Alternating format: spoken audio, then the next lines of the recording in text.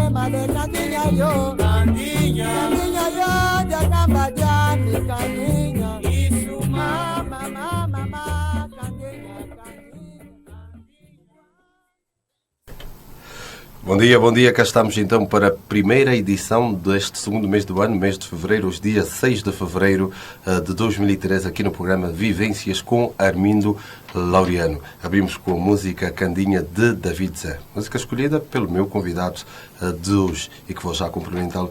Bom dia, Dr. Bom dia, muito bom dia, Laureano.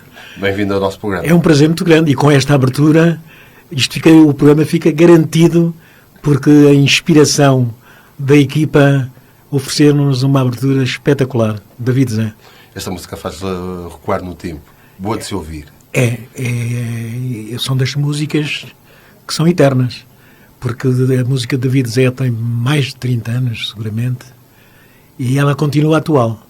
Continua em todas as festas, em todas as rádios, a música de David Zé. Uma mensagem espetacular, nacional, a música de David Zé. E gosta de dançar? Um bocado. Leva Bastante jeito? mal, bastante mal. Leva jeito? Um bocado.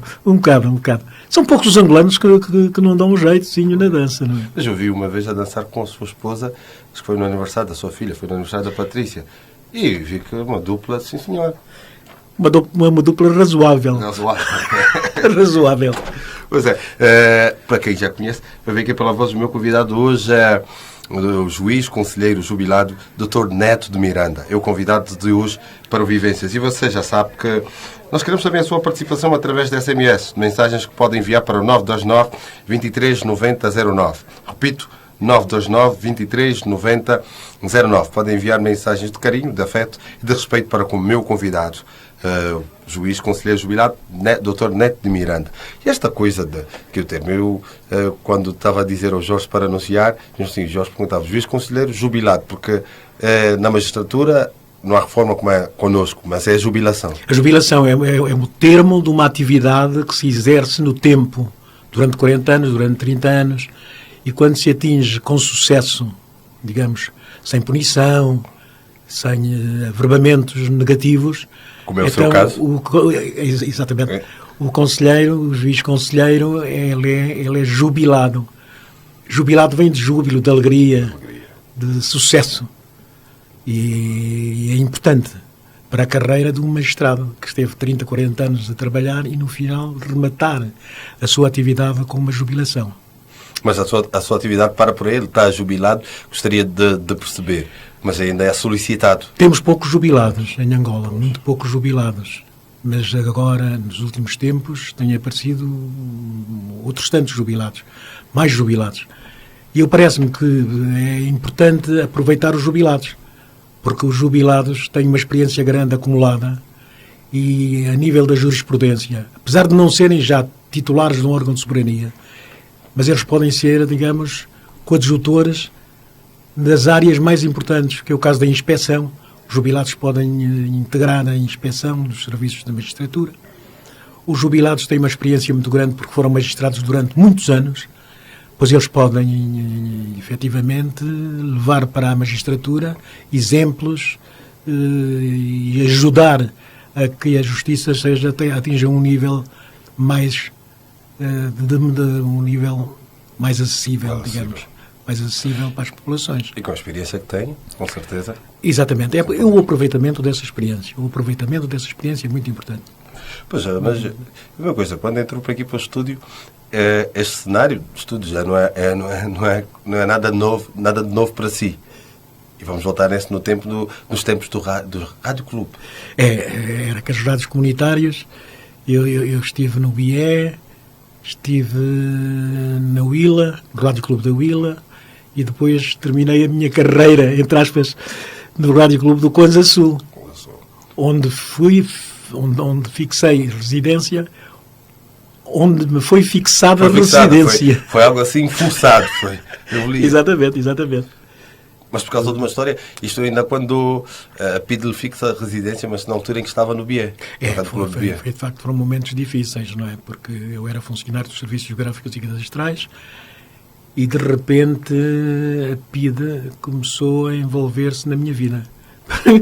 Porque eu tinha uma atividade também radiofónica e tinha muitos amigos, não é? E também jogava futebol, pelo Vitória.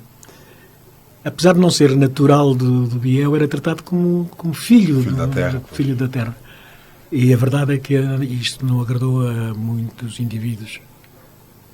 Sobretudo a PID. Tinha algum problema com o programa que fazia? Eu tinha um programa que eram os Companheiros da Noite. E a PID... Eu tocava... A música que passava era a música limite, daquela que não estava vetada pela PID, não estava proibida. E então... houve um dia em que os Rocks, aquele conjunto musical angolano, os Rocks e a Paula Ribas, que era portuguesa, integraram um grupo, constituíram-se num grupo e andaram a passear por Angola, pelas cidades de Angola, que na altura eram as províncias, não é? As províncias da província de Angola. E então, numa apresentação do programa no IE, em Silva Porto, na altura. Silva Porto, eles detiveram-me e alegaram que eu teria dito que um dia Angola será independente. Não foi verdade, não é? Não foi, mas foi um pretexto para fazerem... Mas tinha dentro de si esse sentimento de que um dia Angola seria independente. Muito forte. Mas isso chegou para que tivessem entrado no meu quarto do hotel, numa altura em que eu não estava no hotel, e vasculharam os papéis e levaram alguns livros e sobretudo, saíram felizes porque havia um livro que eles não entendiam. Então diziam que aquilo era um código. Mandaram para Luanda e Luanda depois respondeu: vocês não são, vocês são os azelhas. Isto é um livro, uma seleta latina, pá. E então, mas eles não gostaram mesmo de mim. E eu fui transferido por telegrama. Tiraram-me do Bié para o Conza Sul. E chegado ao Conza Sul, qual foi o ambiente que... A primeira coisa que vi foi uma mulher muito linda. Cheguei de caminhoneta, pois naquela altura não se andava muito de avião. E a verdade é que conheci a Maria Alcina, que trabalhava no Rádio Clube do Bié. Maria Alcina, a minha esposa, trabalhava no Rádio Clube do Bié. No Rádio Clube do Conza Sul. E conhecia lá e coisa, e pronto. O que é que fazia a Dona Maria Alcina lá na rádio? Ela era também apresentadora de programas. Apresentava programas que estavam na programação. Apresentava e acompanhando a programação ao longo do dia. Mas como é que o indivíduo que foi... Forçaram-lhe a residência por telegrama e as pessoas no Conza Sul sabiam que chegaria um indivíduo, que um colega do Rádio Clube do Bié. Como é que o ambiente ali, como é que encontrou, como é que as pessoas olhavam para si? Era muito discriminatório o ambiente no Conza Sul. Havia uma família que era muito importante, os Seixas. Eram os detentores, digamos, do poder político. Poder económico, político no Conza Sul. De qualquer maneira, eu mesmo com as dificuldades que transportei do Bié para o Conza Sul, eu ainda fiz lá umas perninhas, ainda fazia umas pontinhas de programas e depois, aos poucos, fui fazendo um programa, os companheiros da noite ressuscitarem no Conza Sul. Não tiveram receio de voltar a não era porque o programa era leve, era mais cultural, sobretudo na questão musical. Tratava a música clássica, explicava porque tinha aparecido determinados programas na própria rádio nacional. Havia programas que competiam com os programas do Rádio Clube do Conza Sul. Havia os rádio-clubes, os clubes das comunidades. E aí no Conza Sul foi de facto importante. Importante porque constitui família. Pois, este mal que a PID lhe tentou fazer, há males que vêm por bem. Há males que vêm por bem. Esse foi um deles. Todos os meus filhos nasceram no Conza Sul. Sandra, Patrícia, Tânia e o Quilas. Todos nasceram lá. Neste período que tinha a residência fixa. Eu saí do Conza Sul quando foi do 25 de Abril, praticamente. Okay. Mas essa questão da Dona Maria Alcina, a sua esposa, mas como é que foi? Quando chegou à rádio, foi logo amor à primeira vista? Ela trabalhava lá. Pois. Trabalhava lá, fazia a apresentação de programas e eu fui visitar o Rádio Clube, olhei para ela olhou para mim e depois eu passei a fazer um programa no Rádio Clube também, da apresentação de programas. Então conversávamos, íamos conversando. Quem é que tomou a iniciativa? Eu, como sempre. Mas como é que foi? Preparou o ambiente todo, o cenário? Disse, não, hoje vou à rádio. O programa situou-se a um nível muito bom. As pessoas gostavam muito do programa, que era um programa de música selecionada, de música para a noite, tinha um equilíbrio grande.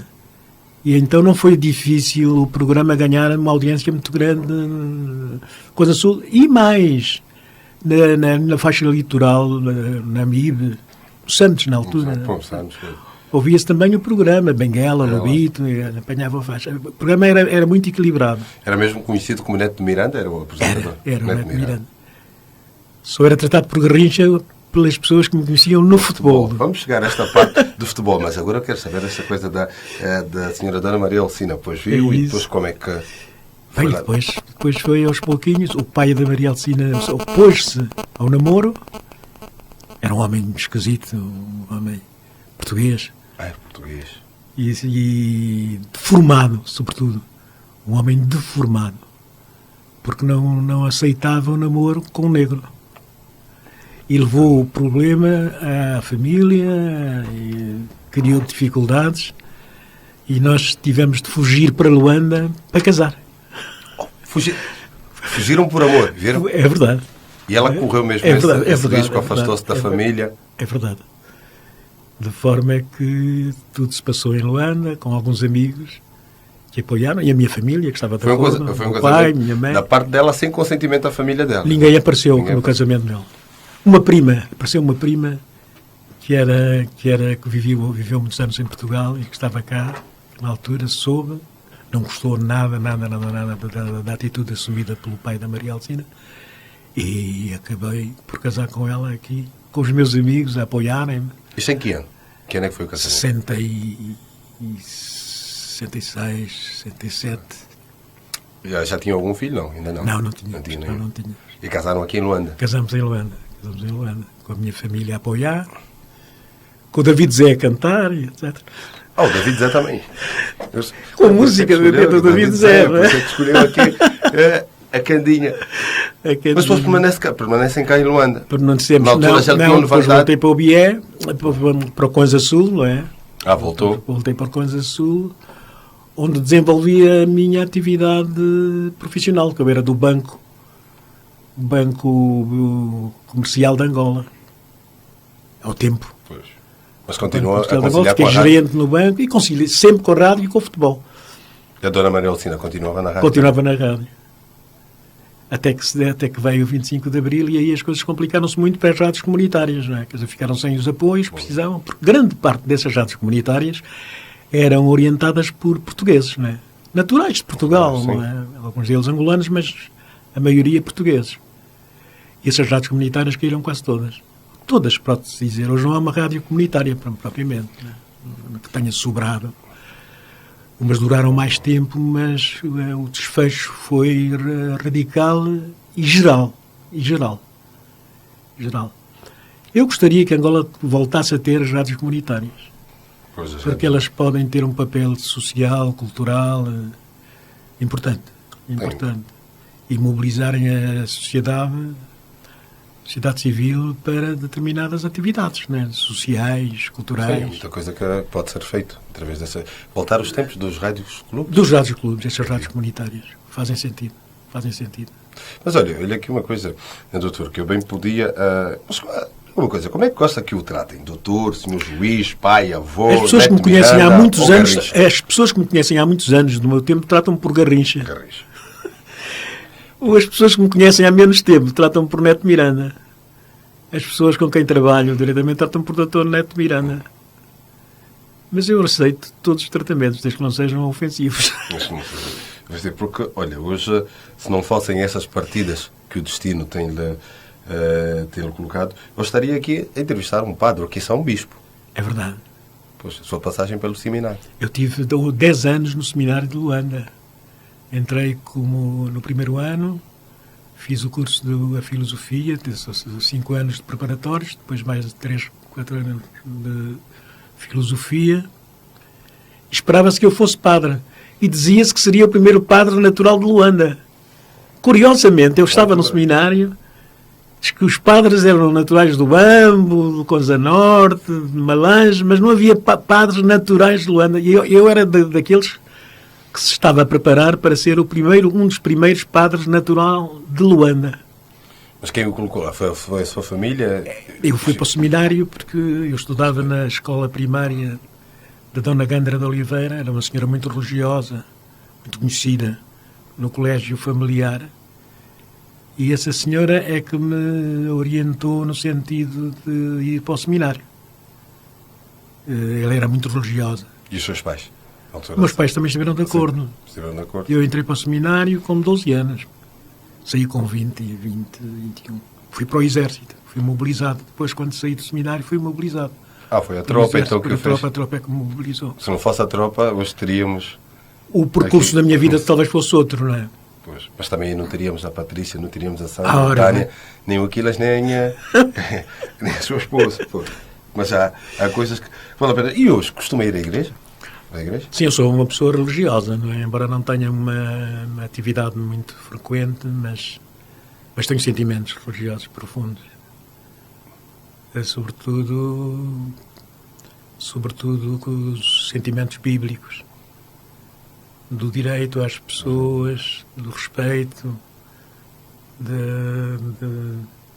do amor, da contribuição que se deve dar a nível material e espiritual aos outros, mesmo pequenina que seja. Mas é um símbolo, sabe? Acha que daria um bom padre? Se fosse padre, seria um bom padre? Era capaz. Há qualidades que eu penso que as assumo. Algumas qualidades que vou desenvolvendo. O respeito pelos outros. É muito importante isso, sabe? E, sobretudo, juntar-me a outras pessoas para realizarmos atividades que sejam úteis, que entendamos sejam úteis à comunidade, à nossa sociedade. E hoje cada vez mais, nos dias de hoje, há cada vez menos vocações. A igreja hoje enfrenta esse problema. Há princípios que são, de facto, fundamentais e deviam ser. As próprias rádios também têm um papel importante na educação e no respeito pelos direitos humanos, que é uma questão que não é só teórica, ela deve ser prática.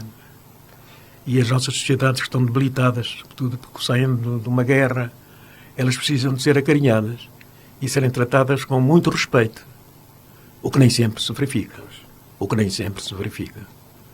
Hoje fala-se do povo, mas o povo nem sempre é bem tratado. O povo muitas vezes não sente os programas que lhe são dedicados, porque os programas perdem-se, diluem-se.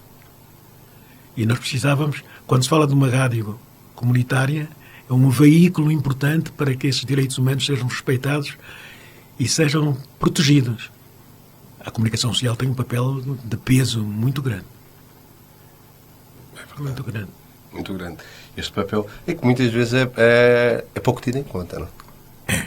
Pessoas que às vezes não percebem o papel e a dimensão que a componente pedagógica e a prioridade que devia ser dada à comunicação social. As facilidades para que ela cresça e que envolva cada vez mais cidadãos, mais destinatários. Há muita gente que não tem televisão. O povo não tem televisão, não tem.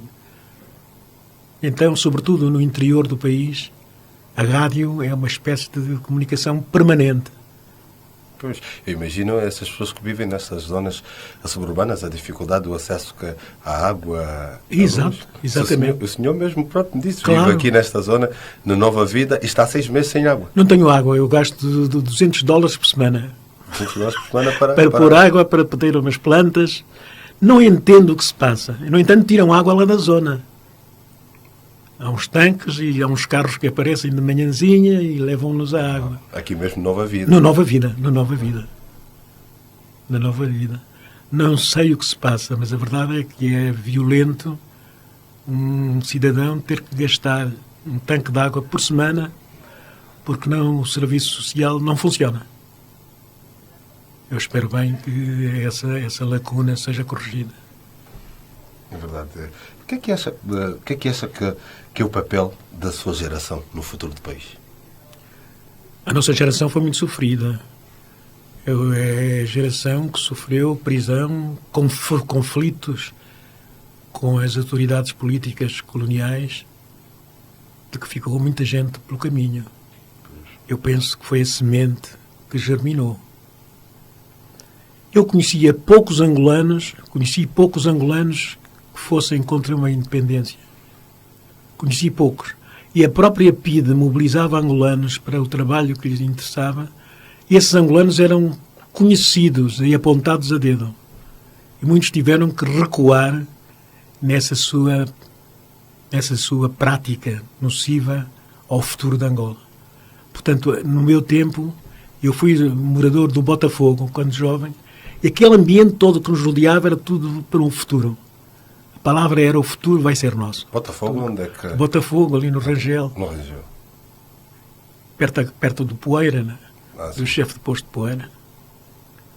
Quando se dá o 4 de fevereiro, os que fugiram da cadeia de São Paulo, da zona do Poeira, fugiram para o bairro indígena, onde nós morávamos.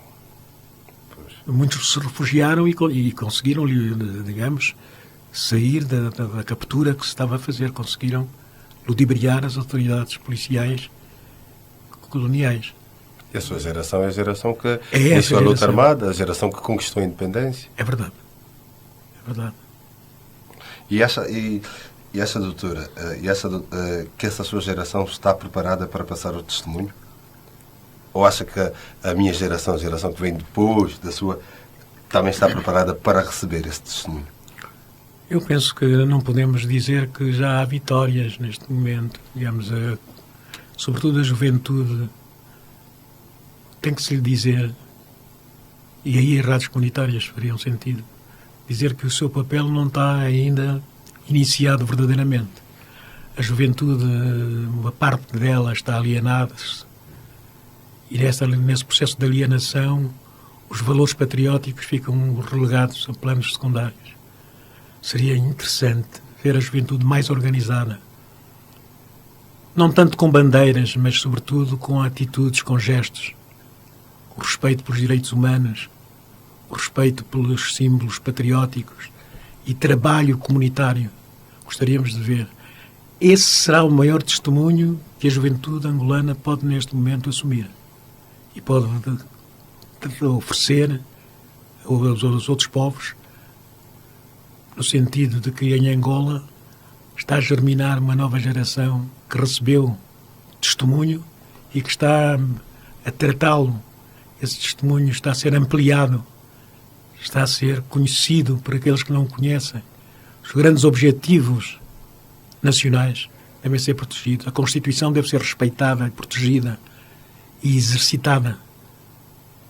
Essas questões são importantes. São importantes.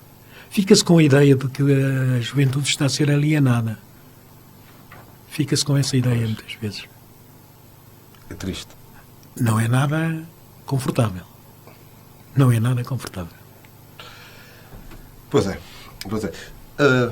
Nós vamos voltar a isso e fiquei com esses conselhos. Tenho uma pessoa dessa idade a falar para um jovem como eu, com certeza. Isto fica. Deixa-me só passar aqui o terminal telefónico para os ouvintes. É o 929 23 90 09. 929 23 90 09. O meu convidado é o Dr. Neto de Miranda, juiz conselheiro jubilado. É o convidado de hoje de Vivências com Armindo Laureano. Podem então enviar as mensagens para o 929 23 90 09 e que nós vamos aqui passar para o nosso convidado. Mas esta história eu vou recuar nesse tempo que está a falar da sua juventude do Garrincha. A nossa juventude é uma juventude sofrida. Eu, quando joguei futebol, joguei pelo São Paulo. Havia o São Paulo dos brancos e havia o São Paulo dos pretos. Havia essa havia a União de São Paulo, que era um clube que a sua sede era ali perto do Cine Colonial, era o São Paulo branco, e o São Paulo preto, que eram os padres capuchinhos que ajudavam o São Paulo. E o doutor jogava no São Paulo no preto. São Paulo preto. E aí é que apareceu o Garrincha, porque eu jogava na extrema-direita, era muito veloz e muito habilidoso.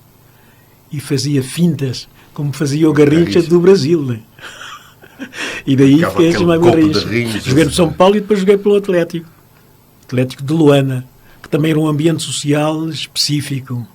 Ainda se recorda de pessoas que jogavam consigo naquela altura? Alguns, o Rui Clinton, por exemplo, o Benja, no guarda-redes, e outros. São Paulo, o Daniel, grande jogador, o Daniel. O David, pequenino, muito habilidoso. O Copé, nosso guarda-redes. Copé? O Copé, nosso guarda-redes. Grande guarda-redes. Eu tenho muitas saudades desse tempo, sabe? Sente falta desse mas era um tempo das derrotas, das vitórias. Mas era um tempo de angústia. Porque em tudo o que a gente fazia ficava sempre envolvido o sentimento patriótico. Eu lembro-me perfeitamente que o Atlético e o São Paulo tinham lá por dentro uma máquina de fazer país, uma máquina de incitar os atletas a nunca esquecerem o futuro. Eram autênticos movimentos de consciencialização patriótica. São Paulo, Atlético. Mesmo através do desporto faziam esse trabalho. Era. E não chegou a... Clubes pobres. Nós é que levávamos as camisolas para casa para lavar, as meias, para jogar. E não chegou a pensar uma carreira no futebol? Eu tive um convite para a Académica de Coimbra quando estava no Atlético, mas a minha família achou que não fazia muito sentido. Não fazia muito sentido. E eu próprio também entendi não aceitar a proposta. E fiquei por Luanda sempre. Fiquei sempre por Luanda. E hoje qual é o seu clube de coração? É Angola, é a seleção que me dá tristezas porque não ganha as vai para as competições e não nos oferece os resultados que nós almejávamos. Mas enfim, nem sempre, não se pode ganhar sempre. Pois tem a seleção, mas não tem algum clube que é de coração? Eu sou do Atlético, não é? Joguei no Petro. Agora o Petro. Do Atlético passou para o Petro e agora é o Petro. Petro do Luanda. Eu sou de 1º de agosto. É de 1º de agosto. Mas olha, os meus amigos, grande parte dos meus amigos são do 1º de agosto. Olha, eu tenho aqui uma fotografia que lhe vou mostrar. Fala do Garrincha em 2010, foi desde janeiro de 2010, quando estiveram lá no programa, na altura que ainda fazia com a Patrícia, o Zimbando, Pelé e o Eusébio. Ela nunca lhe mostrou essa fotografia. Ela está. Vamos lá, foi o Pelé e o Eusébio, quando cá estiveram, foram ao nosso programa e ela até tem uma camisola amarela que estava lá, foi fotografada por eles. Ai, que engraçado. Eu na altura não sabia do Garrincha, que se ela dissesse até, ela podia dizer ao Pelé, o meu pai era chamado de Garrincha. É isso. E curioso que ela foi com a camisola era amarela e tinha um vestido azul. A determinada altura, ficámos a saber depois, e eu estava com um casaco vermelho, calhou naquele dia estar com um casaco vermelho, e depois os nossos convidados, ficámos a saber depois que tiveram a impressão que ela era uma grande apoiante do Secreto Canarinho, porque aquelas são as cores do Brasil, o amarelo e o azul, ela toda ali apresentada, e eu com o casaco vermelho, o outro senhor, o King, Eusébio, curioso, pensou que eu era do Benfica. Eu sou portista. Eu fui. E não deu para isso. Mas peça para mostrar essa fotografia. A ver, agora, é uma questão, essa ligada ao desporto que eu sempre pergunto. Messi ou Cristiano Ronaldo? É isso, é que são elas. Eu gosto mais do tipo de futebol do Messi. Tem mais a ver com o nosso modelo de futebol, de jogadas curtas, habilidade. Embora o Ronaldo seja um indivíduo realizador, não é? Farta-se de marcar golos e é velocíssimo, não é? Enfim, é difícil. A gente gosta de um ou do outro, de acordo com o nosso modelo de execução também. Mas é preciso travá-lo, senão ele vai levar tudo. Já quatro bolas de ouro. E por um sentimento também da comunidade dos países de língua portuguesa, faz com que a gente tenha que torcer um bocadinho também para uma questão de interesse, de torcer pelo Ronaldo, não é? É português, pronto. Pois, tem essa ligação. Vamos ouvir uma música. Esta é do músico que gosta também, Paulo Flores. Paulo Flores. Já alguma vez teve contato com Paulo Flores? É um jovem, muito amigo da Patrícia, não é? É nosso amigo também, enfim. Eu acho que ele tem mensagens muito ricas, a música dele. O pai, o falecido Cabel, a última entrevista que fez em televisão foi comigo lá no programa. Sim. Sim, falecido Sim, eu estou lembrado disso. De alegria, esse grande nome, que é Paulo Flores. Curioso que venceu o top dos mais queridos, e ele já, em 88, já cantava, já falava de top dos mais queridos, na música O Povo que se Revela com o top dos mais queridos. É um artista. Eu considero o Paulo Flores um artista. Um indivíduo que concebe músicas, idealiza e depois executa com uma perfeição muito grande. E com um sentimento transmissível. E compõe muito bem. É um grande compositor. É um grande compositor. É verdade. É um grande compositor, e nós vamos ouvir a música de Paulo Flores. Não se esqueça, o meu convidado é o juiz conselheiro jubilado, Dr. Neto de Miranda. Estamos aqui neste programa Vivências. SMS, podem enviar para 929 23 90 09. Depois da música, eu vou ler aqui algumas mensagens para si, já estão a chegar as mensagens, e com certeza vou também passar para si. Vamos ouvir a música Boda, de Paulo Flores. Voltamos já.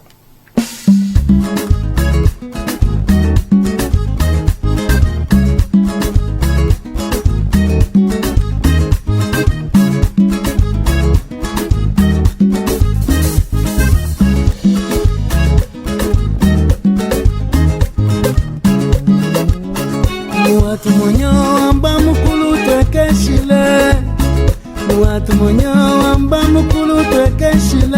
Nosso caso, nossa casa, nossa vida por viver. Nosso caso, nossa casa, nossa vida por viver.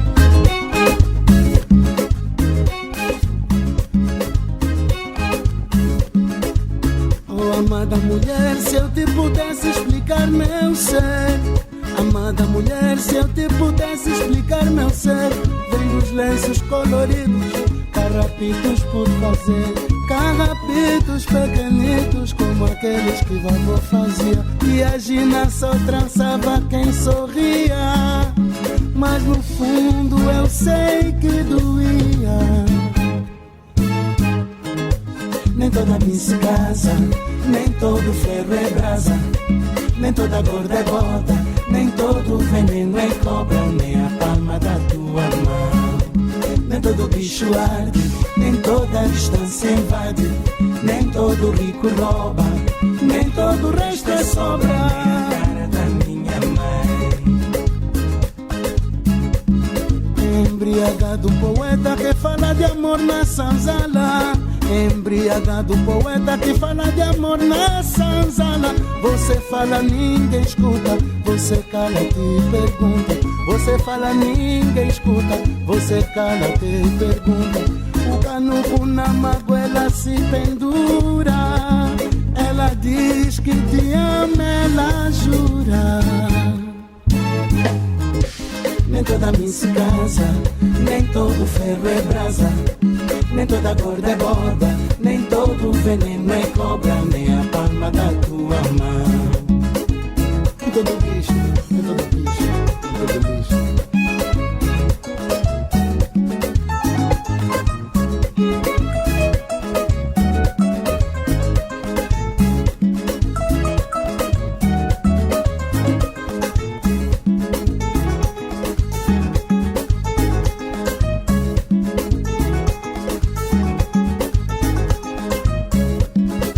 Espicaça do profeta que fala à toa, ninguém sabia. Espicaça do profeta que fala à toa, ninguém sabia. Quem sobrava, quem sobrevivia, quem de noite, quem de dia. Quem sobrava, quem sobrevivia, quem calava, quem fugia. O baião tem o salão que lhe alivia. Dizem que tem a mania das grandezas.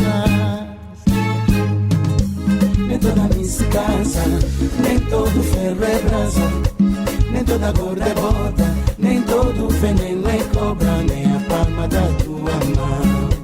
Nem todo bicho arde, nem toda distância invade, nem todo rico rouba, nem todo o resto é sobra.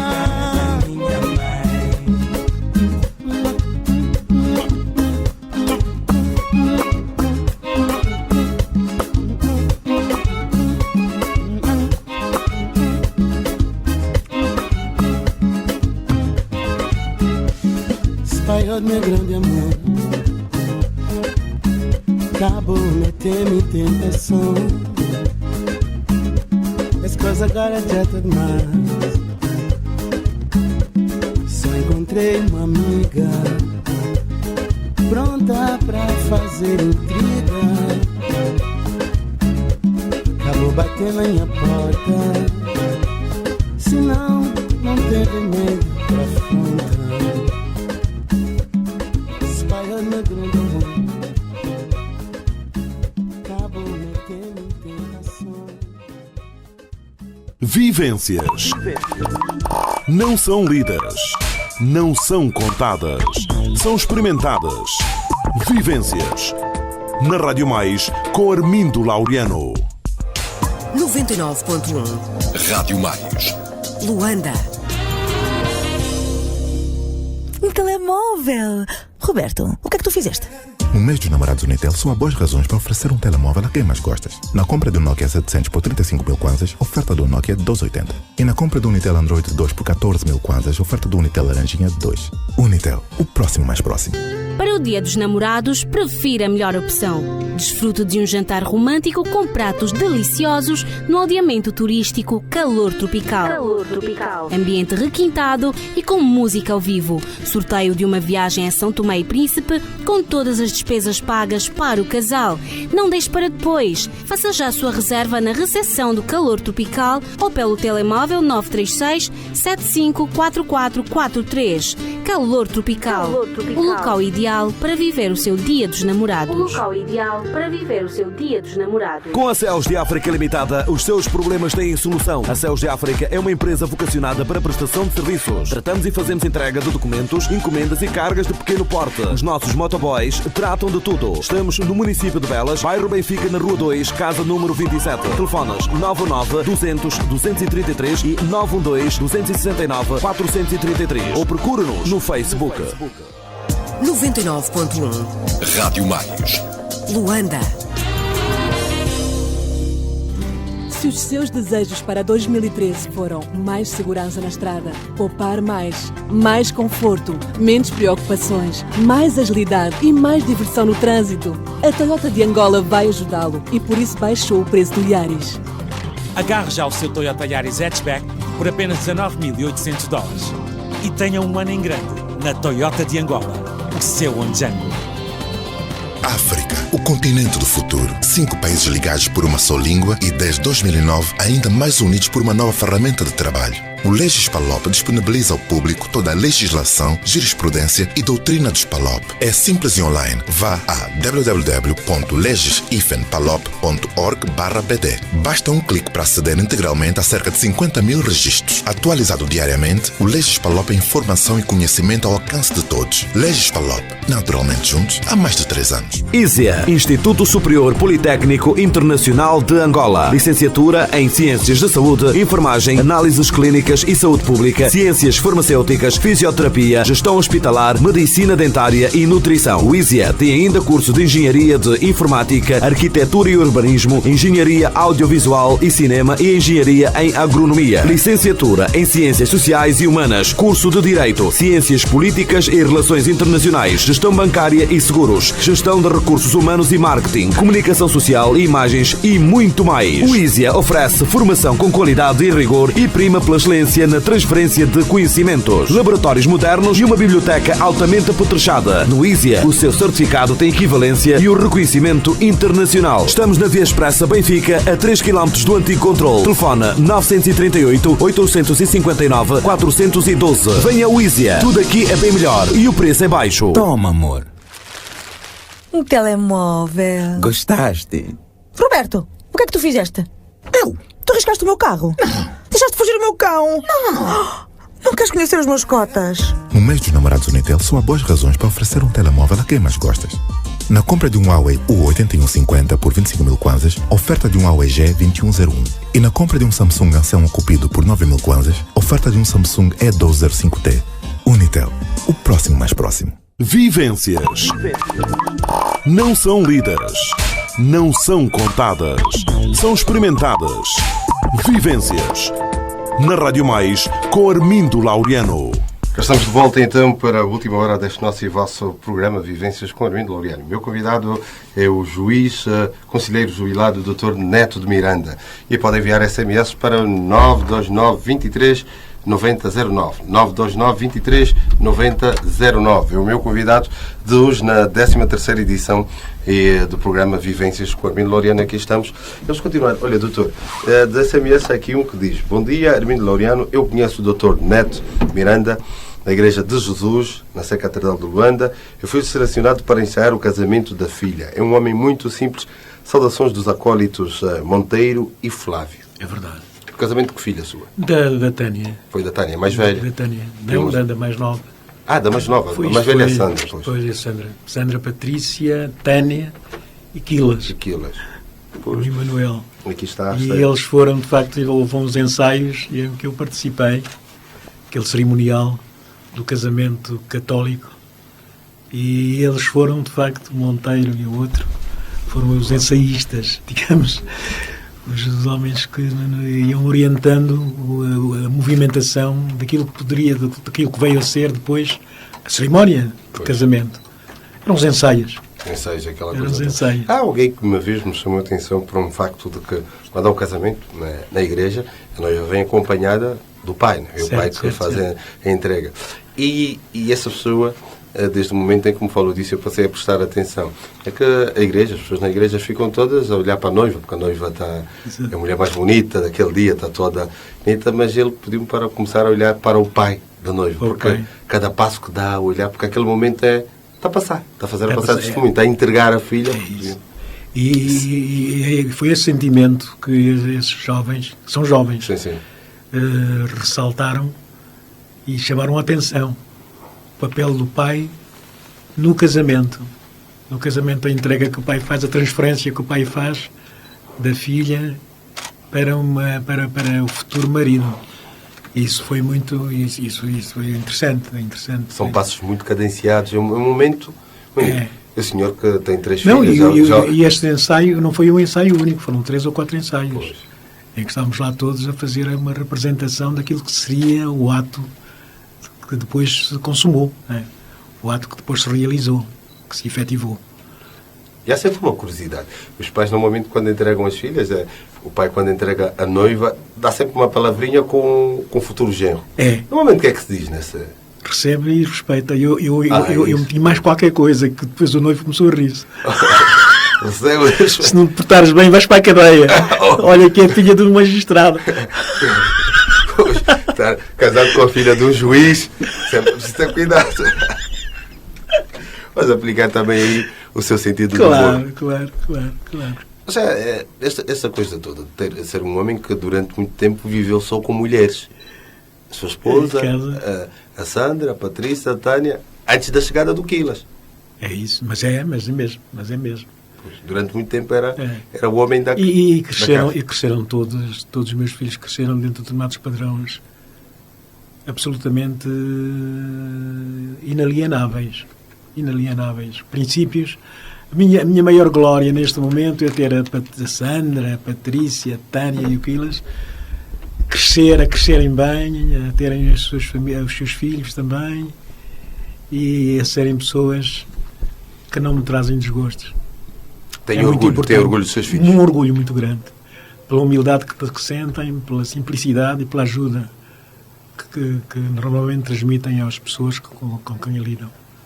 Eles são pessoas queridas. A Patrícia é um espetáculo.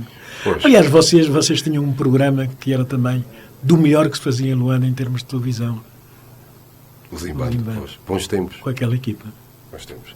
É verdade. E uma coisa, doutor, eu noto que há um vínculo afetivo com os seus filhos muito forte. Não, eu tenho... É a minha maior glória. Não é o dinheiro, não luto por dinheiro, faço a minha vida simples, mas sinto-me muito orgulhoso porque as pessoas que lidam com os meus filhos vêm-me dizer que são pessoas novas. Eu fico muito feliz. A Patrícia lá da comunicação puxou do pai e da mãe, não é? Os dois andaram na rádio. Sim. De certa forma. E nenhum deles sentiu interesse pela magistratura? Não. Nunca os tentou influenciar? Estão todos formados. A Sandra é médica, não é? A Patrícia não se formou, mas tem a experiência profissional. Tem a escola da vida, tem, pois. A Tânia está formada, o Quilas também. Mas estão, sobretudo, formados no respeito pelas pessoas com quem lidam. Fazem amizade. Com Quilas tem uma relação especial pelo fato de ser o único rapaz? Com Quilas, pelo fato de ser o caçula e o único rapaz. Ele já tem 30 e tal anos agora, sim. Né? Está no Lobito, trabalha nas alfândegas. Uma pessoa muito respeitada, apesar da pouca idade dele, e é respeitável, porque ele também respeita muito os outros. Respeita muitas pessoas com quem lida, é muito querido lá no serviço dele. Isso é bom, sabe? Teve boa educação. É bom. Teve boa educação. E eles não têm vergonha de não terem centenas e milhares de dólares no bolso para gastar, para mostrar que têm dólares, que são ricos e que os pais são ricos. Eles não estão preocupados com isso, os meus filhos. E eu fico muito contente. Quero que eles trabalhem, que usufruam do seu trabalho, benefícios, mas tudo com a medida, tudo dentro de princípios. Não gostaria de ver o meu filho numa discoteca para gastar uns 10 mil dólares, 12 mil, mandar vir uísques a torto e a direito, para dizer que o pai é ministro, que o pai é rico, que a família é rica. Eu não entendo, não consigo entender isso. Onde é que está o problema nessas situações dos pais? Não, esse é o futuro. Esse é o futuro. Numa família em que estas condutas predominem, o futuro começa a ficar comprometido. Fica comprometido. porque isto normalmente são bens que depois se traduzem em azares, em desgostos, a falta de solidariedade, a falta de respeito pelos mais velhos, pelos outros, sobretudo pelos outros, de uma forma geral. Esta situação dessa crise dos valores, hoje que o ter sobrepõe-se ao ser, né? As pessoas são avaliadas pelo carro que conduzem, pela casa que têm, pela a roupa que vestem. Claro, claro. E aquilo que está lá dentro é pouco valorizado. Claro. O económico disse uma vez o Laureano, numa entrevista que deu, diz que o económico estava a sobrepor-se ao essencial. Pois. Isso é muito verdade. Sinais destes tempos. E a sua relação com o dinheiro? Lida bem com ele? Eu sou reformado, lida bem com a falta dele? Eu sou jubilado e ganho o suficiente para viver. Só não gosto de pagar água todas as semanas. Tenho que comprar um tanque de água. Né? Isso é que não faz sentido num bairro urbanizado como Nova Vida, ter que comprar água todas as semanas. Pois. Isto aqui o senhor paciência... Isto desequilibra o meu orçamento. E ele hoje não veio, ele hoje não apareceu. Desequilibra o meu orçamento, sinceramente. É das coisas que mais me custa. E custa-me viver sem uma plantazinha, sem uma relva. Custa-me viver. Então tenho mesmo que me empenhar sempre, gastar. Mas tenho um jardim bonito. No outro dia estava a conversar com o rapaz, no outro dia, quando foi lá, aquelas plantas. As plantas também comunicam, não é? Comunicam serenidade, sossego, calma, vontade de trabalhar, de criar. Esses sentimentos eu vou cultivando. E agora só estou à espera de fazer um enquadramento no Instituto Nacional de Estudos Judiciários, no INES, porque sou como um dos cofundadores do INES e nestes últimos 2 anos, depois da jubilação, divorciei-me um bocadinho, distanciei-me um bocadinho, falta de tempo, mas agora vou para me preparar, porque o INES é muito importante, a formação dos magistrados judiciais e do Ministério Público. Nós temos alguns problemas. Nós temos magistrados que se formam, mas com muitas debilidades, quer no campo da ciência, mas sobretudo no campo moral. No campo moral. Há sinais de que determinados magistrados negociam decisões. São corruptos. Há corrupção. E é necessário que os mais velhos, aqueles que estão jubilados, possam contribuir para que as inspeções se reforcem e para que o Conselho Superior da Magistratura tenha força para orientar e defender a magistratura. A magistratura é feita por homens, por pessoas. Há indivíduos que se fazem juízes e que se fazem agentes do Ministério Público para retirarem benefícios materiais, exclusivamente, e não respeitarem a dignidade das pessoas que passam pelas suas mãos. É triste ver isso para si. É muito triste, mas esta é uma luta que tem que se travar. E uma luta de forma impiedosa. Porque o senhor vem de um momento... começou a exercer num tempo muito difícil. Claro. É um bocado dessas oportunidades que aparecem na sua vida de bancário, é chamado para exercer a magistratura. Para exercer a magistratura. No Coisa Sul foi assim. E não foi porque eu era juiz. Aliás, eu nunca estudei com professores. Eu fui sempre aluno voluntário. Fazia exames. Primeiro ano, segundo ano, terceiro ano, quarto ano, quinto ano. Fiz sempre exames como aluno voluntário. E a verdade é que temos de sentir que haja benefícios na formação das pessoas e que não haja derrapagens grandes. E é preciso que haja uma inspeção forte que acompanhe a atividade dos magistrados, dos juízes e procuradores. E daí os jubilados podem fazer... Os jubilados podem ajudar muito nesse aspecto. É muito importante, porque parece-me que o serviço de inspeção está debilitado. E isso é campo aberto às tentações, às situações de desrespeito à lei. Os juízes são independentes, mas devem obediência à lei. E às vezes não se respeita a lei. E é preciso que a escola reforce os seus quadros, aperceba-se desses fenómenos e contribua também para que aqueles que não têm dignidade sejam saneados. Porque isso coloca também em causa a imagem da justiça. Não? E do Estado. E do Estado, se a justiça não for justa. Costuma-se dizer que você chega a um país e pergunta como é que é aqui a justiça. É boa. Então a democracia também é boa, de certeza. Como é que está aqui a justiça? Está má. A democracia também está má. É um barómetro importante para a avaliação da qualidade do Estado que se vive. A justiça. Justiça. Os tribunais, a justiça, o aparelho todo judicial. E a relação dos juízes com os advogados? Ela devia ser de cooperação. Os advogados não são contra os tribunais, nem são contra os juízes, mas nem sempre se verifica isso. Não é? Nem sempre se verifica isso. E a preparação científica, quer dos juízes, quer dos advogados. Mas a relação é relativamente boa. Eu nunca tive conflitos com os advogados. As coisas não estão claras, mesmo nos processos mais delicados, mais complexos. O governante que mandou matar os 8 feiticeiros no Conde Cubango, houve uma pressão, os advogados queriam, enfim, defender o melhor possível, mas a pessoa foi condenada. E era o governador. Sim. Isto foi aqui noticiado com imagens do julgamento.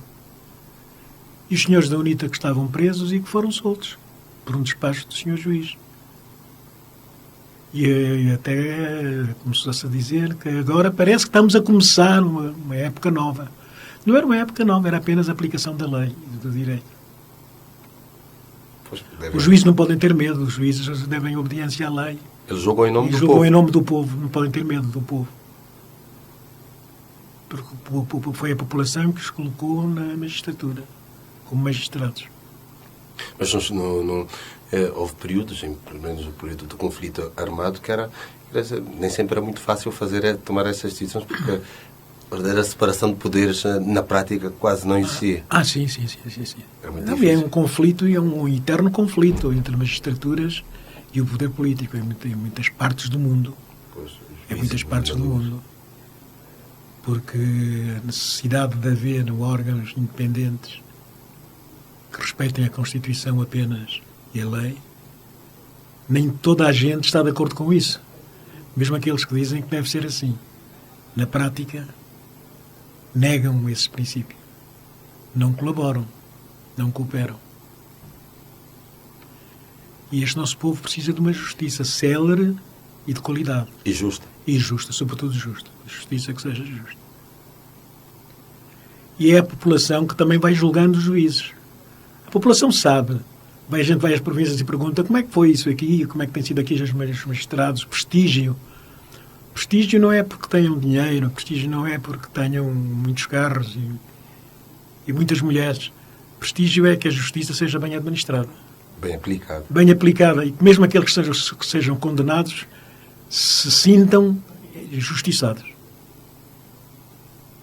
Estava alguma vez ou em determinado contexto, enquanto juiz, de fazer coisas que foram contra os seus valores e princípios? Não. Nós tínhamos os juízes, eu trabalhei muitos anos no Kwanza Sul, então todas as semanas íamos à cadeia, juntar-nos aos presos e saber que cada um deles, aqueles que tinham problemas, para se atualizar as datas para julgamento, saber o que tinham, os problemas que tinham. E eu tive casos no Natal e no Ano Novo de ver antigos presos da Quibala, do Acocungo, do Mocende, do Libolo, aparecerem-me em casa e a desejar umas boas festas. Apesar de terem cumprido penas de 8 anos, 10 anos, 5 anos, mas sentiam que se tinha feito justiça, que tinham prevaricado. Penso que é preciso fazer um esforço nesse sentido. Os magistrados não são para fazer favores, mas são para aplicar a justiça, explicando os destinatários dessas decisões os seus erros. E eles arrependem-se, a maioria deles. É o problema também da impunidade, não é? Passa aqui a impunidade e parece que as pessoas da justiça têm a impressão que a justiça não funciona porque vêm pessoas que andam por aí. Por isso é que eu defendo que é preciso refinar, é preciso ampliar, fortalecer os serviços de inspeção. Os serviços de inspeção têm de ser com muito rigor, se nós pretendemos uma qualidade elevada de justiça no país. Porque quando o magistrado se começa a sentir sozinho, não acompanhado, não fiscalizado, ele pode mais facilmente cair em erros. Em tentações. Exatamente, em decisões injustas.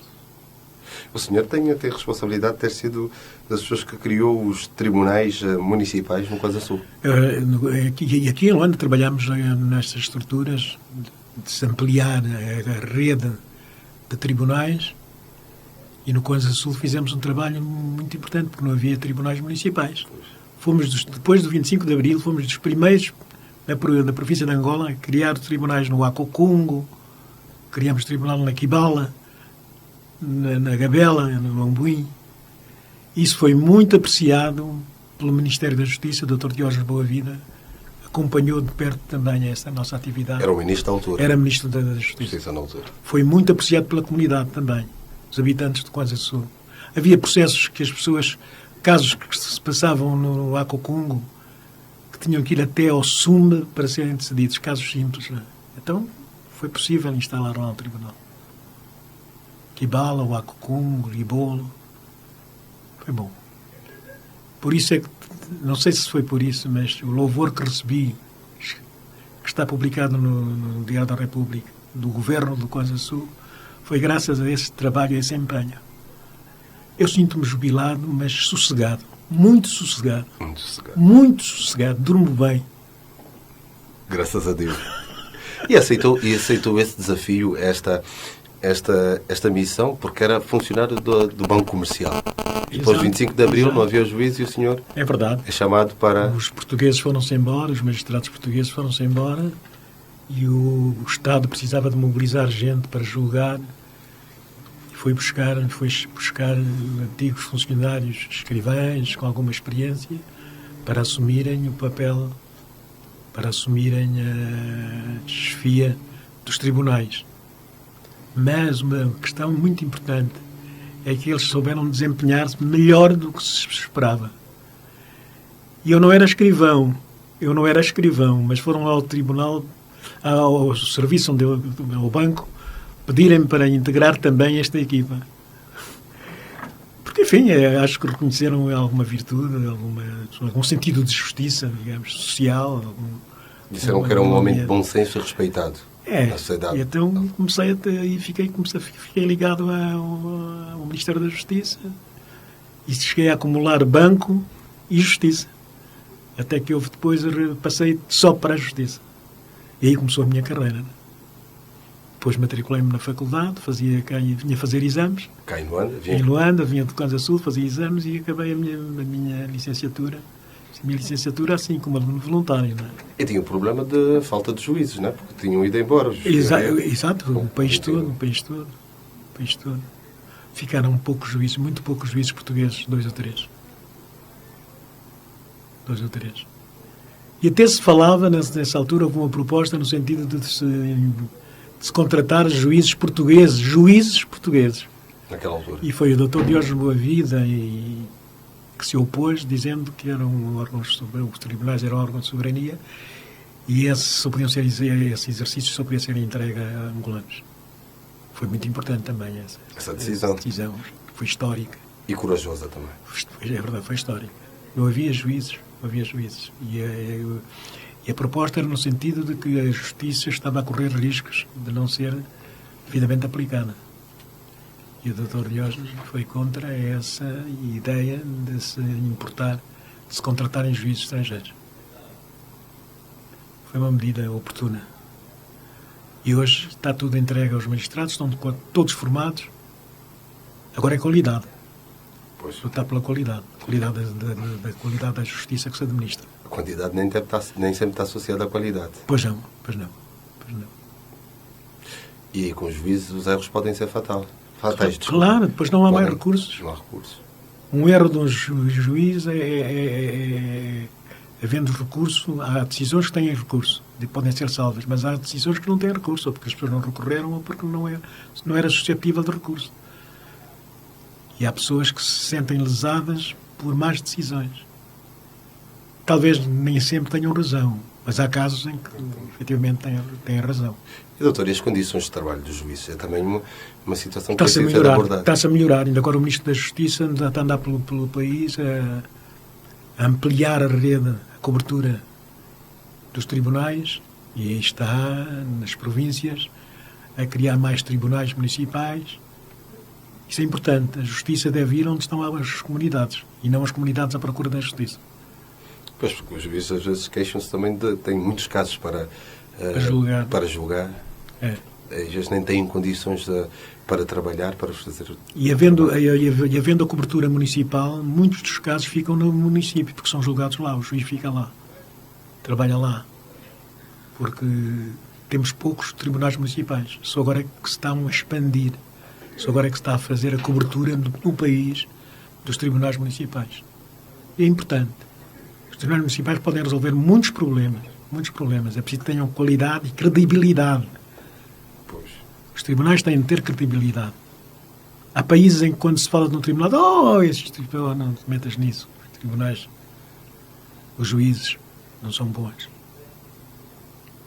E a imagem do juiz é ela que tem que criar. E os serviços têm que ajudar a criar uma imagem de independência e de respeito à lei. O senhor, no Kwanza Sul, enfrentou muitas dificuldades com a questão da tradição, por exemplo. Lá, porque há situações que... Eu fazia palestras, eu ia ao Kibala e fazia palestras e tentava explicar que, de facto, para além daquilo que nós pensamos que as coisas são, há a lei. A lei está acima de nós todos, temos todos que respeitar a lei. E a lei condena vocês decidirem sobre a vida das pessoas, porque estão a decidir sobre a vida das pessoas, dizendo que A é feiticeiro, que B mata as pessoas com feitiços, etc. Combate possível. Um combate que nós gostaríamos de ver os partidos políticos a fazerem-no. Porque isto é uma questão de Estado. É uma questão de Estado, não é só o voto. É combater as práticas que são nocivas ao crescimento normal da sociedade. O sucesso de uma sociedade passa pelo combate a essas crendices. A gente não ouve quase falar-se nisso. As crianças são amordaçadas, são presas, as crianças são mortas, consideradas como feiticeiras, portadores de feitiço. Isto é muito grave. É gravíssimo.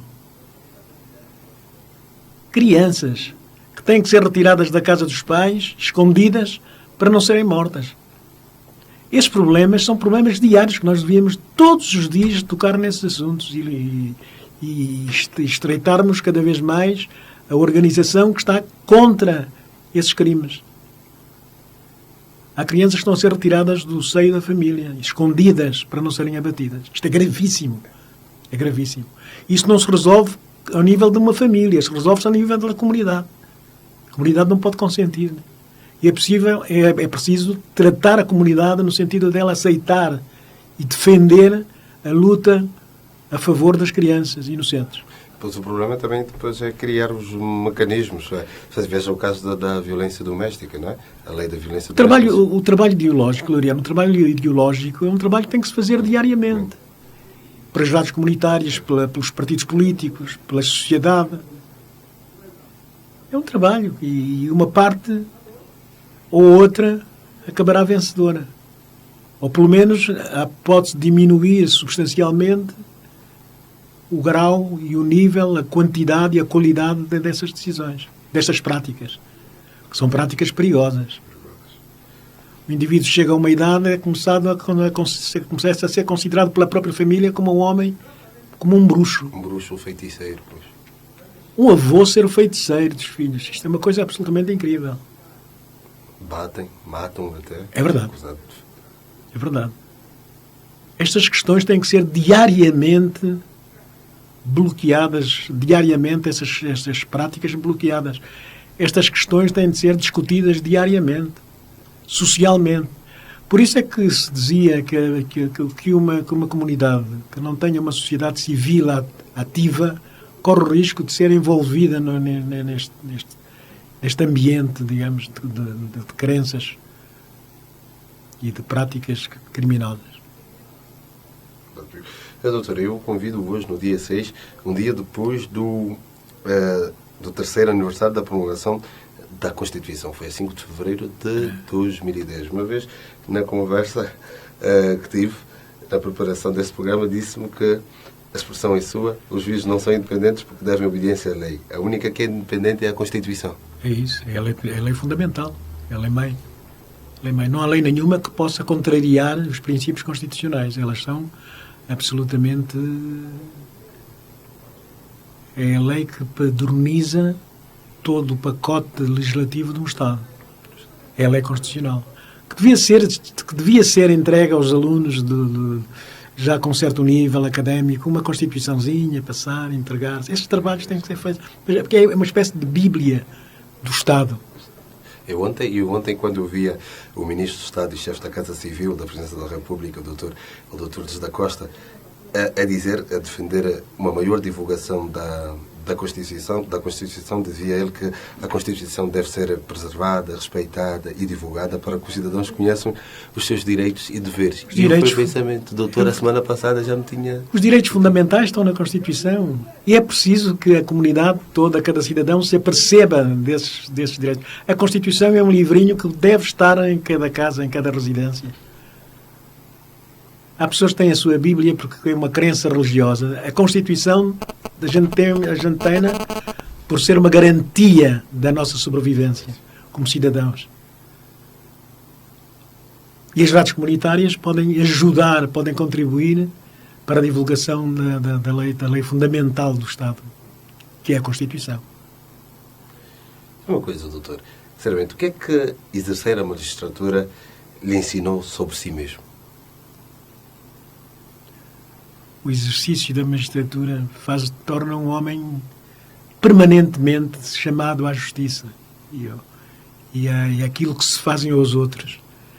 É uma espécie de combate pela impunidade, contra a impunidade. É preciso que cada cidadão se sinta cada vez mais ligado à justiça, aos bens materiais, sim senhora, mas sobretudo aos bens espirituais. E o bem espiritual é a proteção do nosso direito de viver em liberdade e lutarmos para que todos possam também usufruir desses direitos. Eu aprendi da justiça que devo estar permanentemente ativo, aconselhando, recomendando, ajudando as pessoas que me procuram e não só a saberem defender-se. No Kwanza Sul, com a criação dos tribunais municipais, sentimos que a justiça era mais célere e mais justa. Porque fazíamos seminários, fazíamos palestras e deslocávamos. E hoje ainda me dizem, com saudade, muita gente, que é um bom tempo, foi um bom tempo. Foi um bom tempo. Valeu a pena, foi uma semente. Eu falei com algumas pessoas do Kwanza Sul e perguntava, porque eu disse, o meu convidado será o Dr. Neto Miranda, e eles diziam, foi o melhor juiz que já tivemos. É. E não é para me gabar e sentir-me uma pessoa importante, não é isso, não. É que é um sacerdócio, sabe? É um sacerdócio. Assim como os padres, as associações religiosas têm líderes, sim. Um juiz tem que ser um líder onde viver, na comunidade em que está inserido. Ele tem de ser um exemplo de conduta e de justiça. Tem que ser respeitado e respeitador. Tem que ser respeitado e respeitador. E nós não podemos perder de vista esse. Quando se começa a encontrar um juiz que não respeita, que marca um julgamento às 9 horas e aparece às 11 horas e depois não tem uma satisfação para com as partes, né? Há qualquer coisa que não está bem. Começa logo por aí. Marca o julgamento para as 11 horas, mas ele não aparece lá sequer. Temos tido queixas e mais queixas. Se o juiz está doente, avisa com antecedência. Sim. Se ele não pode participar no julgamento, que ele é que fixou a data, ele não pode ter as pessoas ali ao seu dispor. Esta é uma atitude arrogante que é condenável. Doutor, nós vamos voltar a passar o terminal telefónico, é o 929 23 90 09. 929 23 90 09, para enviar SMS para o meu convidado, o juiz conselheiro jubilado, Dr. Neto de Miranda. E há aqui uma pessoa que diz, Dr. Miranda, nós nasci no bairro indígena, a minha família Santana era muito ligada à vossa. Lembro-me bem do Sr. Miranda e da Dona Maria Barros, do Paizinho, do Nocas e de muitos outros. Lamento, no entanto, que se fale tão pouco do bairro indígena. Um abraço, José Santana. José Santana. Gente boa. Era tudo gente humilde. Aquele bairro indígena era gente humilde, com muita consciência social e política. Era um bairro em que éramos um bloco. Eu lembro-me perfeitamente. Os meus irmãos, o Tizinho, aquela Ivecita, Neca, Joia. Éramos pessoas, uma família respeitada e muito respeitadora. O meu pai era uma pessoa das artes gráficas. Era um homem que tinha muitos conhecimentos. Era um homem que ideologicamente tinha os seus núcleos políticos. Eu nunca me envolvi, ele era muito mais velho, claro. Eu nunca me meti nisso. Até porque eu estava no seminário, saí do seminário já com 20 anos. Eu mais velho dos irmãos? Lembro-me, sou mais velho. Doutor, mais velho. Quantos irmãos? Somos 4. Somos 4. Quantos rapazes? 2 vivos e 2 mortos. 2 vivos e 2 mortos. Quantos rapazes tem? Era o doutor? Era o único rapaz? Não, era eu, o Antoninho, o Tizinho. O Antoninho faleceu, o Antoninho também. Do lado que estou eu e mais o Tizinho. Que anda doente, o Tizinho anda com alguns problemas de saúde preocupantes. Mas essa família Santana eram de facto nossos vizinhos, nossos amigos no bairro indígena. O bairro indígena era um bairro comunitário, sabe? Do bairro indígena saíram muitos políticos. Aquilo era um alfobre. Recorda-se de alguns? Pode aqui mencionar? O que foi primeiro-ministro é aqui aquele se chama. Foi primeiro-ministro. Dr. França Abandona, Lope Nascimento? O Lope é da minha geração. Da nossa geração eram. Mas vários, Mangueiras, os Lelos. Esses Santanas, essa família era uma família de facto simpática, éramos muito unidos, sempre juntos. O bairro indígena, pode-se dizer, era uma autêntica célula do MPLA. E não só, e da própria UNITA também, havia gente que era da UNITA nesse tempo, estou lembrado. Eu no Kwanza Sul recebi em minha casa membros do MPLA e membros da UNITA. Entravam em minha casa e conversávamos. E conversávamos, estávamos sempre... Nunca tive grande dificuldade em olhar para os homens da UNITA, até porque eu tive colegas que eram da UNITA. O José Alberto Ndella, um dos homens mais próximos do Dr. José Savimbi, foi meu colega do primeiro ano ao 10º ano, até a filosofia. Portanto, eu não tinha dificuldades em ver as pessoas, porque eu não via as pessoas a ideologia, eu via as pessoas a relação de amizade. O Manuel André Miranda era um dos responsáveis da FNLA. Foi meu colega no seminário do ano durante 10 anos.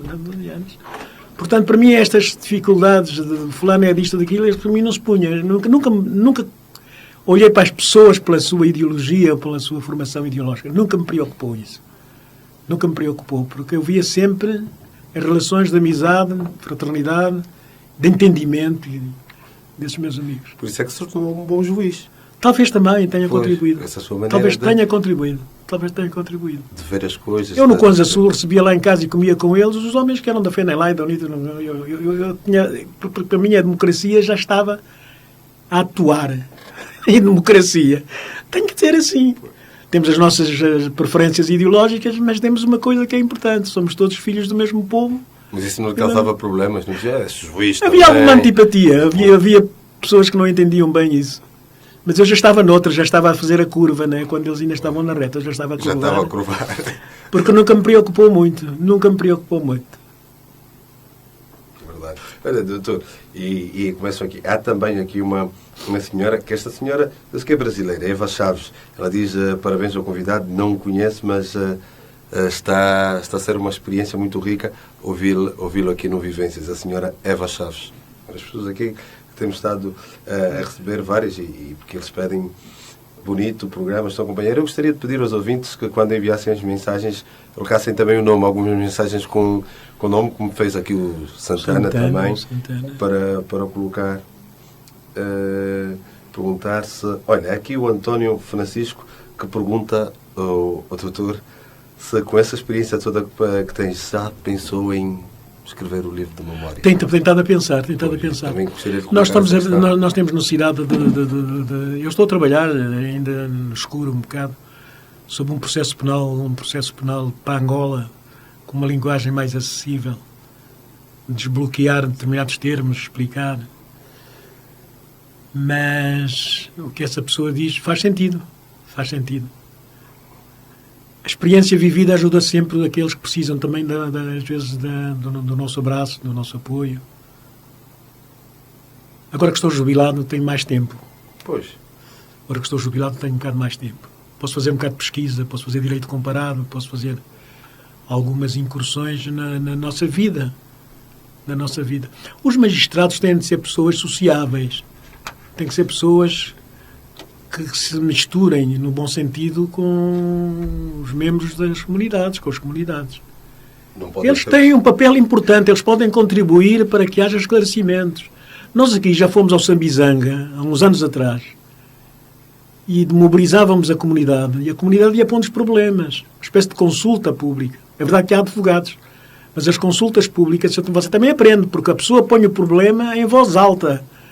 E todos que estão lá na comunidade estão a ouvir o problema dele. E os conselhos que depois saem são conselhos que são absorvidos por todos. Esse estilo de comunicação é importante para os países que estão em desenvolvimento, que é o caso de Angola. Não existe isso. Uma coisa é eu consultar um advogado, outra coisa é estar com a minha comunidade e expor o meu problema. Olha, partiram uma casa, olha, estão-me a partir o terreno, olha, estão-me a tirar isto, estão-me a tirar aquilo. E todos estão a ouvir o que eu estou a dizer.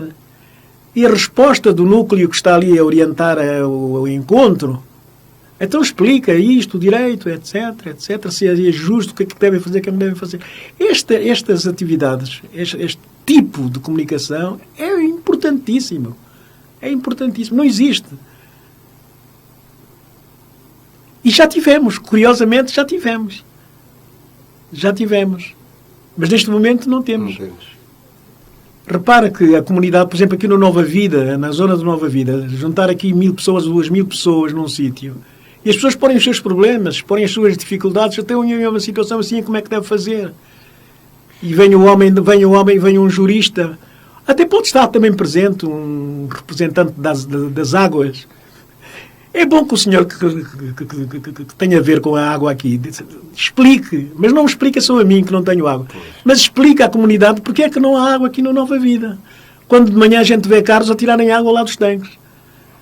Essas explicações não são dadas a mim. O problema não é só meu, é um problema da comunidade. É um problema da comunidade. As pessoas têm que aprender a resolver os problemas em conjunto. Em conjunto. É o que falta. É o que falta. A gente pede tudo sozinho. Vem os esquemas. Vou-te ajudar. Quantas vezes a solução está ao nosso alcance? Pressionando, no bom sentido, aqueles que têm que decidir. Uma coisa, parece-me, é um responsável de responder a um pedido do Sr. António, outra coisa é responder ao pedido de 500 pessoas, ou de 300 que estiveram reunidas e exigem isto, e pedem aquilo, e pedem aquilo outro. É muito importante isso, este tipo de trabalho. E aí entram as rádios comunitárias, que têm mesmo que funcionar nesse sentido, ser o porta-voz, serem a voz do povo.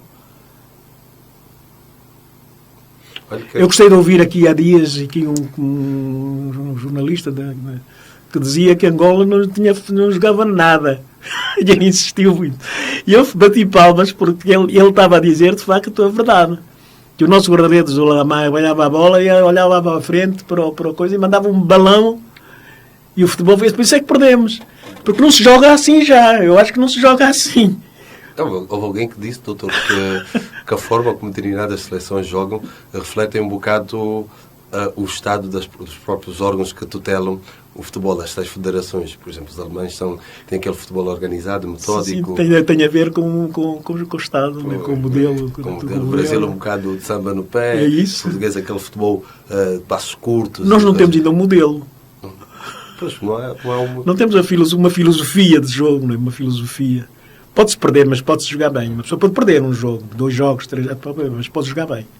Bem, fazia falta o Garrincha angolano naquele tempo. Eu aqui, há algum tempo, o doutor entrava... Nós jogávamos muito, era contra Moçambique. Havia uma rivalidade grande entre a província de Angola e Moçambique.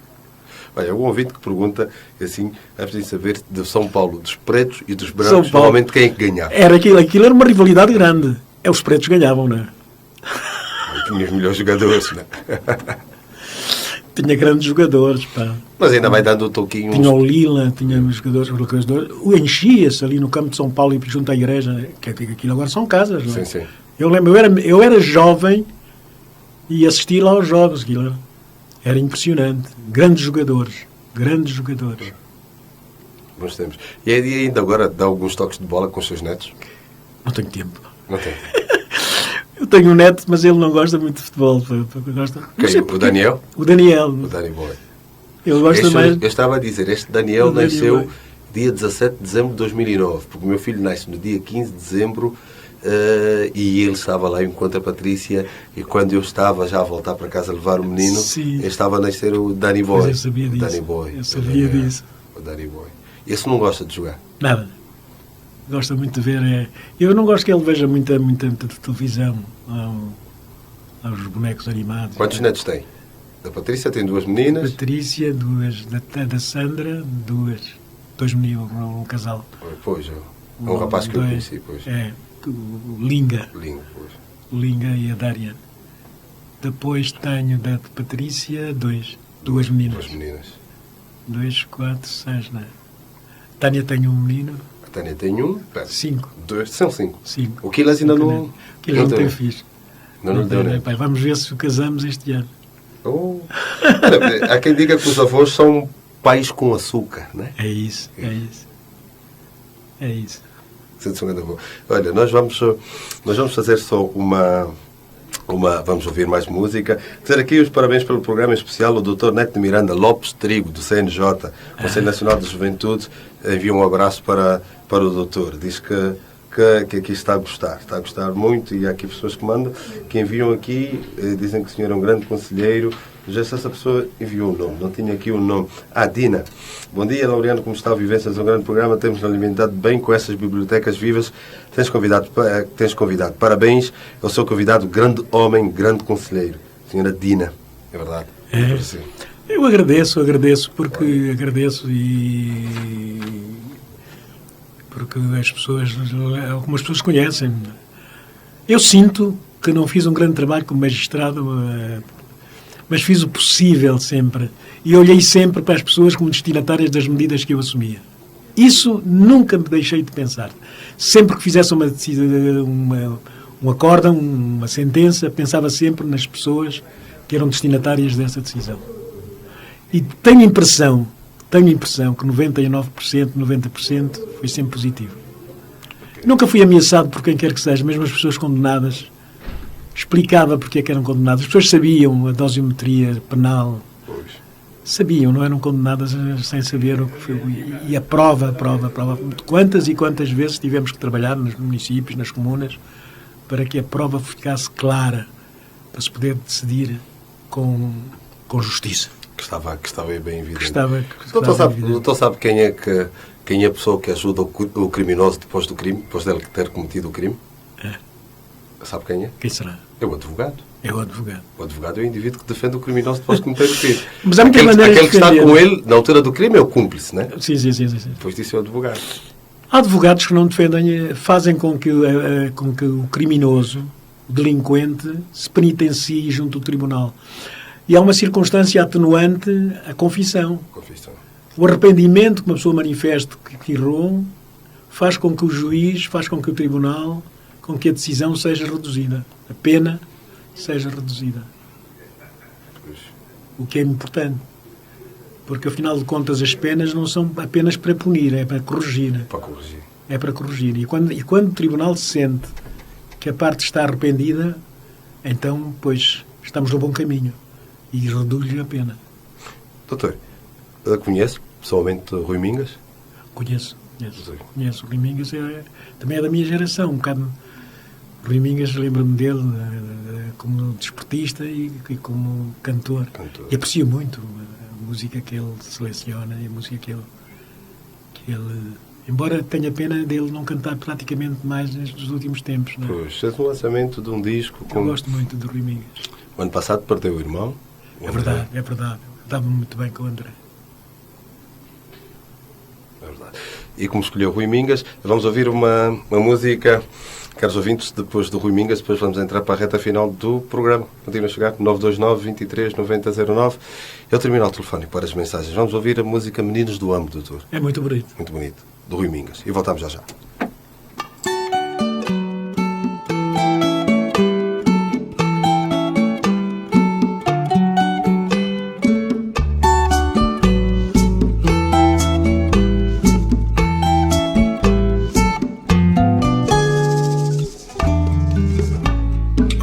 feitos de lágrimas passadas, os meninos do Ambo fazem alegria. Do céu puxando as candentes mais bonitas, com lábios de dizer nova poesia. Soletram as estrelas como letras e vão juntando no céu como pedrinhas. Estrela letras para fazer novas palavras e vão juntando no céu como pedrinhas. Estrela letras para fazer novas palavras.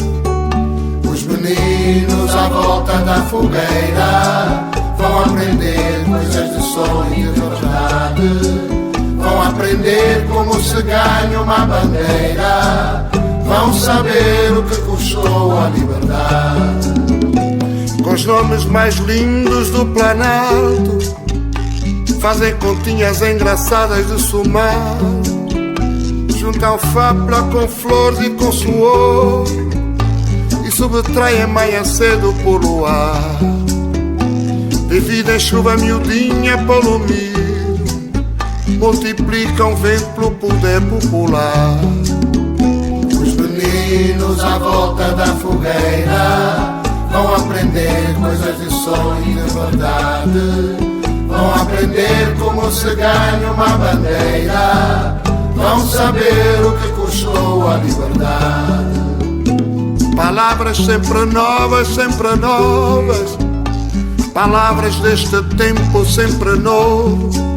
Porque os meninos inventaram coisas novas, que até já dizem que as estrelas são do povo. Porque os meninos inventaram coisas novas, que até já dizem que as estrelas são do povo. Os meninos à volta da fogueira vão aprender coisas de sonho e de verdade. Vão aprender como se ganha uma bandeira. Vão saber o que custou a liberdade. Assim contentes à voltinha da fogueira, soltam ao céu as estrelas já escritas, novas palavras para fazer redações. Capangua, cisbandeira ou machado, para os meninos também são constelações. Constelações que brilham sempre sem parar. Palavras deste tempo sempre novo, multiplicam vento pelo poder popular. Porque os meninos inventaram coisas novas, que até já dizem que as estrelas são do povo. Porque os meninos inventaram coisas novas, que até já dizem que as estrelas são do povo. Os meninos à volta da fogueira vão aprender coisas de sonho e de verdade. Vão aprender como se ganha uma bandeira. Vão saber o que custou a liberdade. Os meninos à volta da fogueira vão aprender coisas de sonho e de verdade. Vão aprender como se ganha uma bandeira. Vão saber o que custou a liberdade.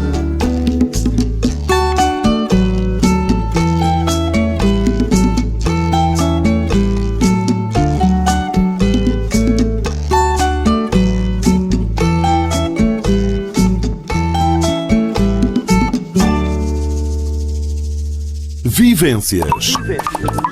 Não são lidas, não são contadas, são experimentadas. Vivências.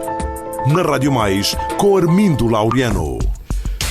Meninos do Ambo, de Rui Mingas. Claro, um dia tento fazer uma versão, doutor, para os meninos do bairro indígena. É verdade. Uma mensagem muito bonita é esta. Mas que também se projeta pelo país todo. Pois.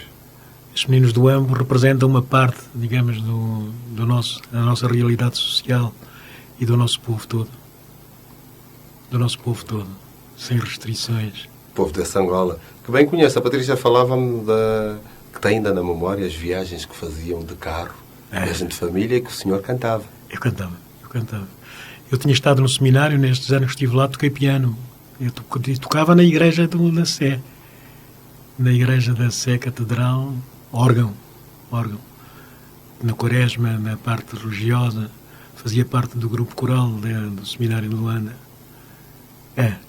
Eu tenho saudades desse tempo. E agora ainda canta, mesmo assim com pouco, a família pouco, vai cantando? Pouco. Como é que seria, por exemplo, os Meninos do Ombo aqui numa versão de Neto de Miranda? Não tenho as letras. Uma música que gosta de cantar? Quando está em família, quando está com suas amigas, qual é a música que gosta de cantar? Não canto. Aprecio só a música, mas não canto. Não canto porque não tenho as letras. Começo a inventar letras. E vai...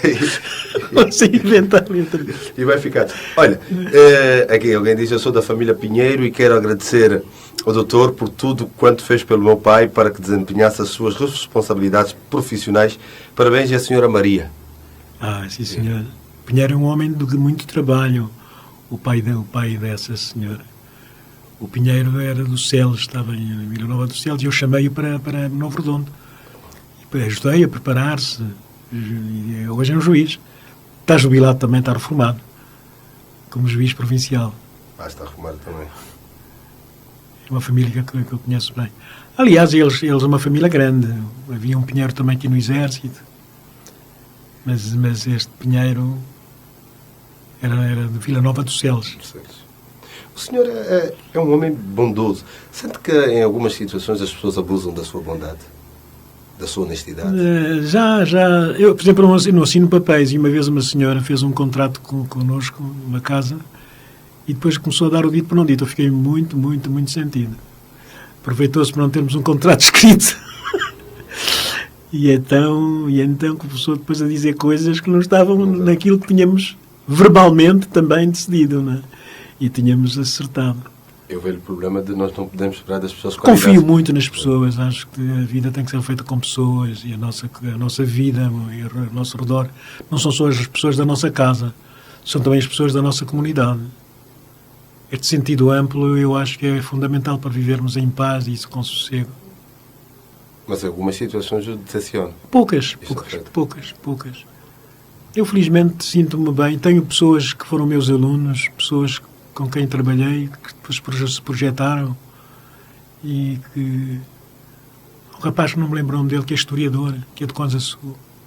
Um dos melhores historiadores, dizem que é uma autoridade em história da atualidade. Enfim. E às vezes quando vou a Conza Sul, a minha maior tristeza é que a maioria das pessoas eu não conheço.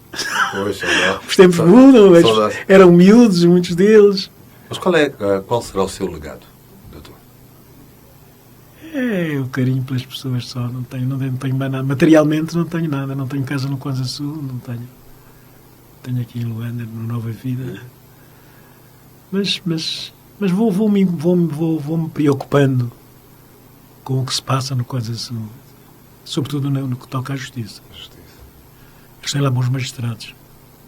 Alguns deles foram meus alunos aqui no Inés e são pessoas honestas. Eu sei do magistrado que está lá que é um homem honesto, que é estimado. A população sabe fazer exames e sabe julgar e sabe tirar conclusões quando as situações se lhe oferecem para decidir. Decidem de uma maneira favorável ou desfavorável.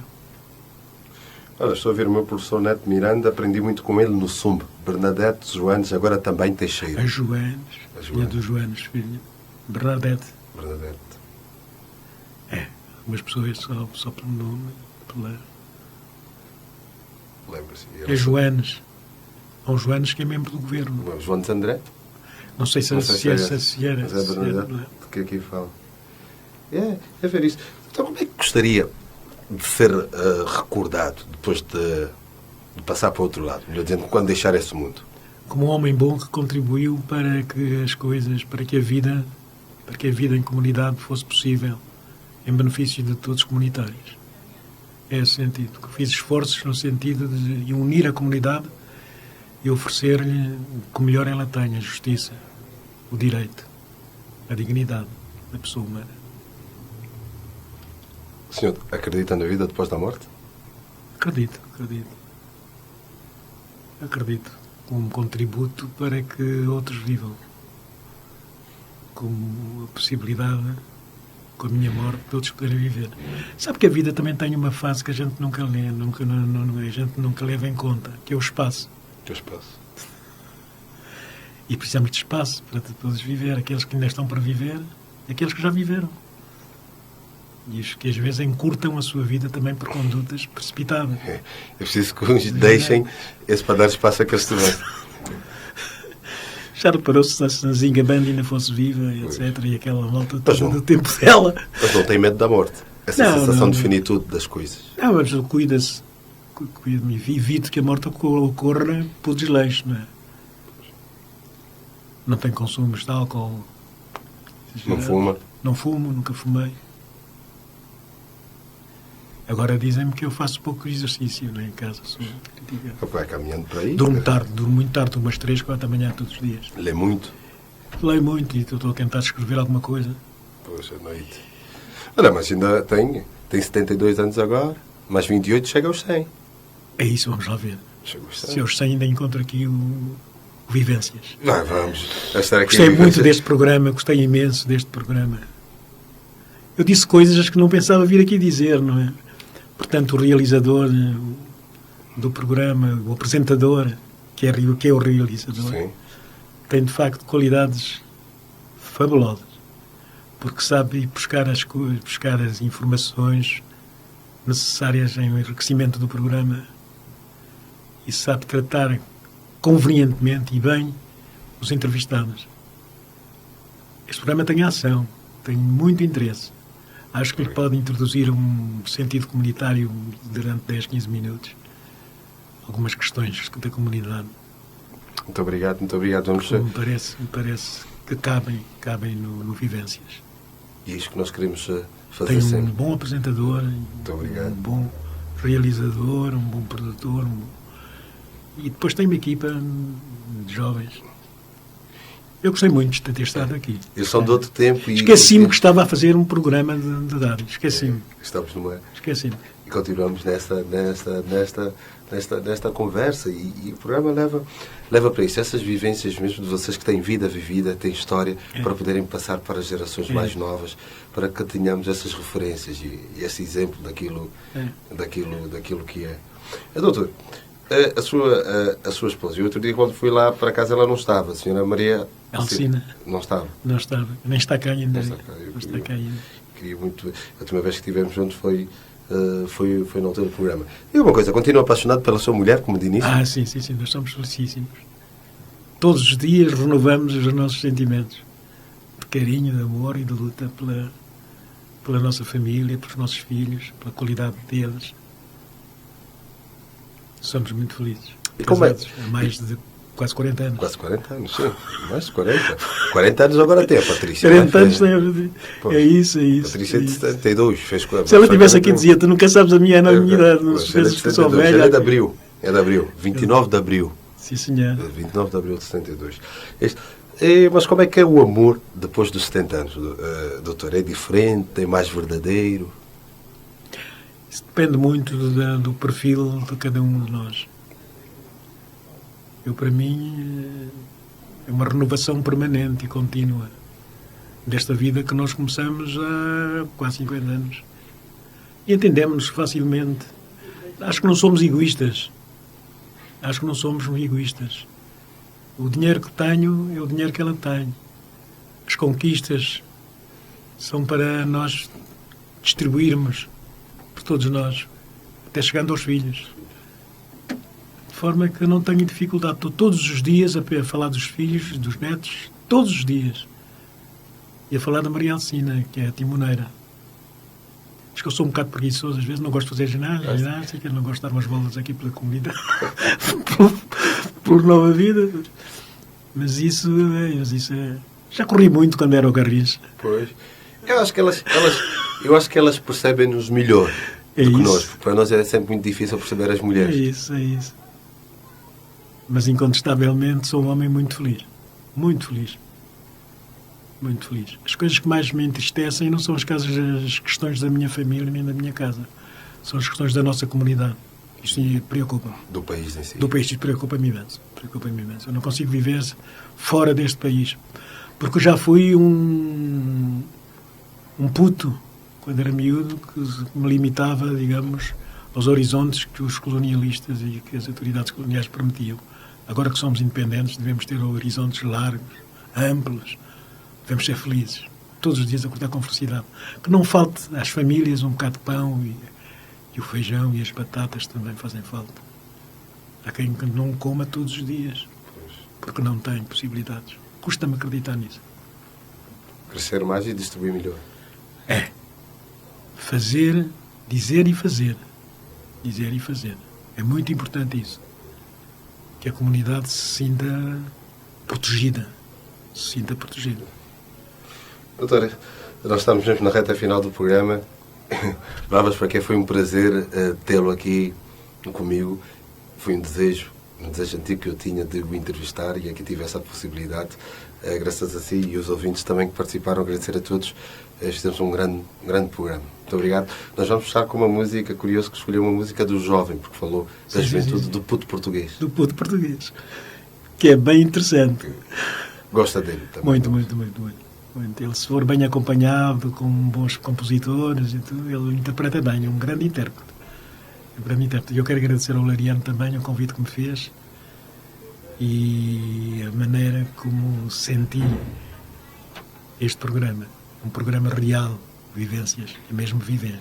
É viver. É viver. É viver. E você saiba, caro ouvinte, que esta conversa tem reposição ao sábado, das 18 às 20 horas, tem reposição ao sábado. Hoje à noite passa na Rádio Mais Uambo e amanhã na Rádio Mais Bengala. E aqui em Luanda poderá ouvir então no sábado das 18 às 20. Um grande abraço também a um colega da comunicação, o Adilson dos Santos, e adoro os convidados e principalmente o convidado de hoje. Nós vamos fechar e agradecer a toda a equipa. A técnica foi do José Bastos, a fotografia foi do Nuno Santos, o assistente de informação foi o Carlos Capapa e eu, Armindo Laureano, nesta primeira edição do mês de Vivências com Armindo Laureano. Na próxima semana, o convidado é o pastor Teddy da Almeida, na próxima quarta-feira. Vamos fechar com a música de puto português ZBD. Até a próxima semana. Muito obrigado.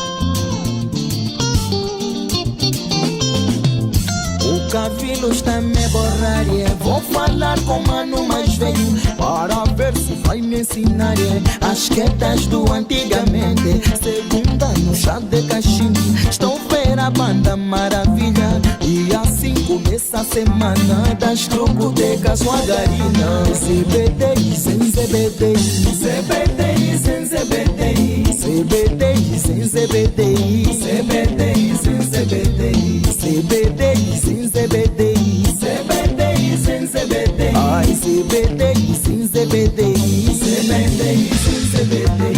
Eu ainda sinto saudades daquele tempo de Canoco, quando ainda eu era o loló, amava tanto a fató. Ainda lembro do hoje ainda, quando a gente levou porrada, foi o grupo do Bolingó, Cafunheiros do Tungangó. Ai CBD sem CBD, CBD sem CBD, CBD sem CBD, CBD sem CBD, CBD sem CBD, CBD sem CBD, ah CBD sem CBD, CBD sem CBD.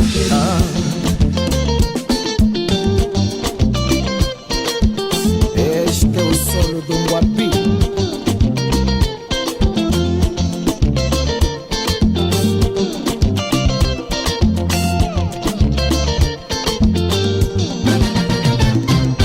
Vivências. Não são lidas, não são contadas, são experimentadas. Vivências.